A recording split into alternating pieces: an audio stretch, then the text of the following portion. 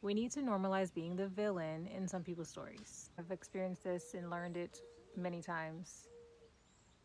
I think that's a morning dove. A couple years ago, I had a client that we ended up becoming friends, and that was my fault because I did not set a clear boundary.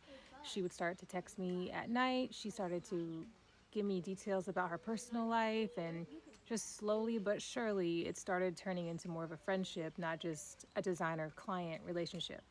And again, that's my fault, not hers, because I did not set that clear boundary up front. But yeah, this is what happens when you abandon yourself.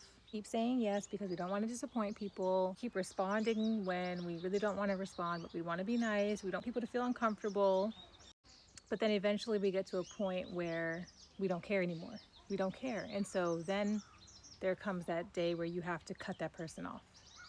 And it stings more because it took so long. So you've built this long-term friendship, whereas if you would have just set the boundary in the beginning, it never have happened. Here, hold on, y'all. It's not about avoiding being this villain. It's about being your authentic self, being true to yourself, and knowing what boundaries you don't want crossed and laying those out in the beginning so that you don't have to come to a point where you have to cut things off so quickly, so abruptly, and so it doesn't sting so much for the other person. Unfortunately, that's just sometimes how it goes. Sometimes we don't know.